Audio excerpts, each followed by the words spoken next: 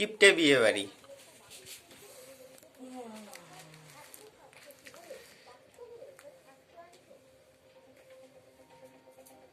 এক বিয়ে বাড়ি, 800 লোকের নিমন্ত্রণ,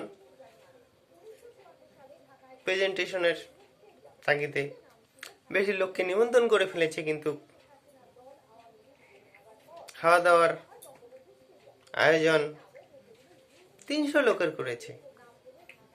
তার মধ্যে 100 লোক বাচ্চা আসবে, 100 লোক বয়স্ক যারা খেতে পারবে না, সেই হিসাব করে 300 লোক ঠিকঠাক করে খেতে পারবে।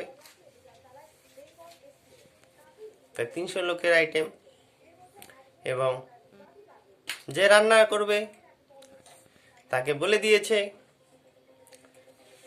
সবজির মধ্যে প্রচুর পরিমাণে ঝাল দিতে, বিশেষ করে মটনে, মাছে।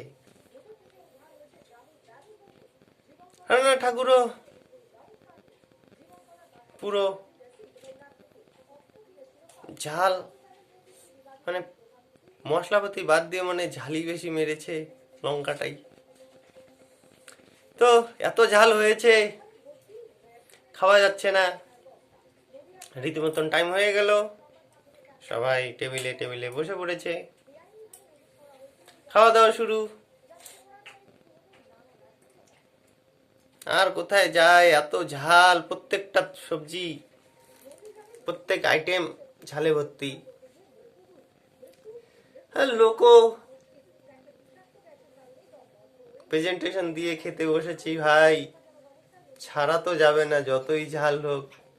জল খেয়ে ঝাল না হয় দূর করা যাবে, জলের পর জল, ড্রাম উড়ে যাচ্ছে,